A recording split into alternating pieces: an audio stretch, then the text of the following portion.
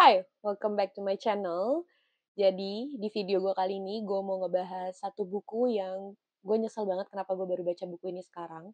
Dan sesuai thumbnailnya, kalau kalian bisa lihat thumbnailnya, gue akan ngebahas buku ini, Le Petit Prince, atau kalau diterjemahkan ke dalam bahasa Indonesia itu adalah Pangeran Cilik.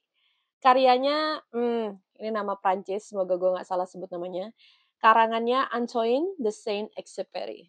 Ini bukunya. Dan kenapa gue nyesel baru baca buku ini sekarang, langsung aja kita ke reviewnya. Jadi ya gue udah tahu buku ini tuh dari lama, dari sejak gue memulai akun Bookstagram gue.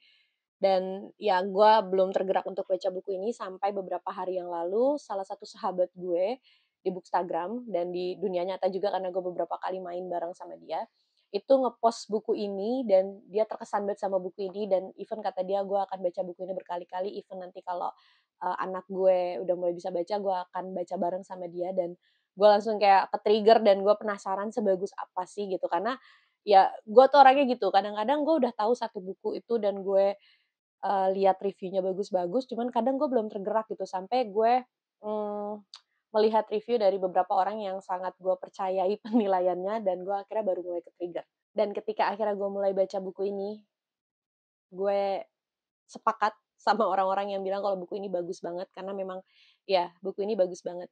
Sepintas memang buku ini terlihat seperti buku anak-anak dengan ya ilustrasi sebuah planet dan ada seorang anak kecil yang kita bisa asumsikan kalau dia itu adalah si pangeran yang jadi judul buku ini. Dan bukunya tuh tipis dan banyak ilustrasi-ilustrasi yang sangat bagus, yang mungkin ini juga yang bikin gue berkesan banget sama buku ini karena ilustrasinya itu bagus banget dan kayak apa ya, gue pribadi setelah baca buku ini tuh kayak memantik jiwa anak kecil dalam diri gue, inner child gue. Jadi kayak gue baca buku ini, gue seperti kembali lagi ke masa kecil gue, tapi dengan pola pikir gue yang sudah di umur sekarang.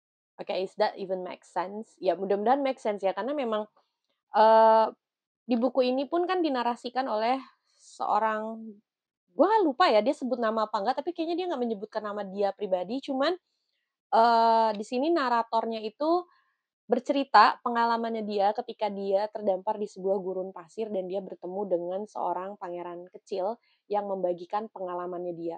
Dan menurut gue, sepanjang, buku ini, kita akan diajak untuk memahami kehidupan, apa ya, kehidupan orang dewasa mungkin, tapi dengan pola pikir seorang anak kecil. Dan hal itulah yang membuat gue sangat tergelitik dengan buku ini, karena memang, ya semakin bertambahnya umur, gue menyadari kalau gue semakin melupakan kepolosan-kepolosan, gue sebagai anak kecil dulu. Gue melupakan hal itu dan gue hanya fokus dengan masalah-masalah hidup yang gue hadapin seiring gue bertambah dewasa.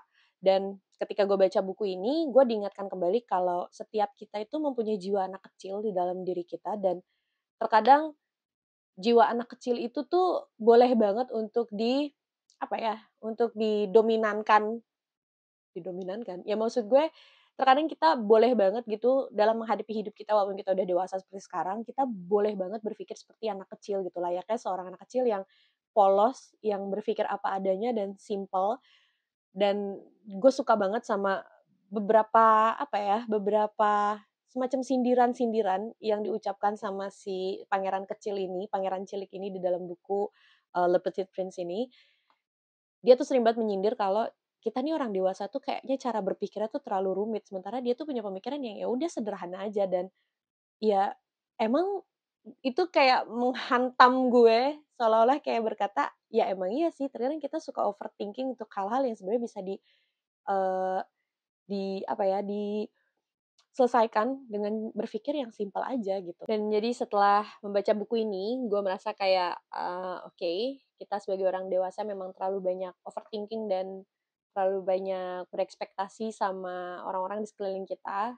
Jadi mungkin kita bisa sebaiknya mencoba untuk sedikit menurunkan ekspektasi kita untuk orang-orang di sekitar kita dan kita belajar santai. Santai bukan berarti kita melepaskan tanggung jawab kita, karena di sini pun di buku ini si pangeran cilik ini juga mengajarkan gue, khususnya maksudnya gue tuh merasa kayak pangeran cilik ini ingin menyampaikan kalau ya lu bukannya santai itu bukan berarti lo harus lepas dari tanggung jawab, lo tetap bertanggung jawab, cuman terkadang beberapa masalah itu memang akan mendapatkan penyelesaiannya sendiri di waktu yang tepat. Jadi, ya easy going aja gitu, santai aja, simple minded aja gitu, berpikirlah seperti seorang anak-anak yang polos dan tidak berekspektasi apa-apa. Jadi ya, mungkin itu yang bisa membuat kita, orang-orang dewasa bisa agak sedikit menurunkan, apa ya, isi kepala kita yang mungkin terlalu berisik.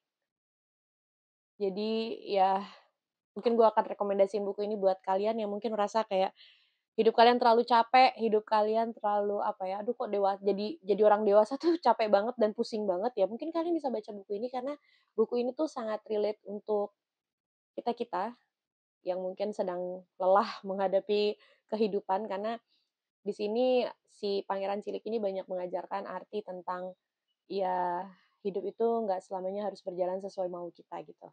Terkadang kita harus menerima aja gitu menerima dengan kepolosan anak-anak. Jadi ya itu sih dari gue, pendapat gue tentang buku ini. Mungkin pendapat orang bisa beda-beda karena kan memang persepsi orang nggak bisa selalu sama, cuman itu yang gue tangkap dari buku ini setelah gue membaca buku ini. Karena gue merasa memang banyak banget, reminder-reminder dari si pangeran cilik, supaya kita orang-orang dewasa itu untuk lebih menyederhanakan lagi pikiran kita gitu, karena kadang yang membuat hidup kita terasa berat itu adalah karena kita terlalu rumit dalam berpikir. Itu sih yang gue tangkap. So, kalau kalian misalnya udah pernah baca buku ini dan kalian punya pendapat lain soal buku ini dan kesan-kesan kalian gimana soal buku ini, boleh banget kalian sampaikan di kolom komentar di bawah. Gue penasaran juga pengen tahu kesan-kesan kalian soal buku ini kayak gimana. Dan ya kayaknya segitu dulu aja video gue kali ini. Thank you so much for watching this video and I'll see you in my next video. Bye-bye.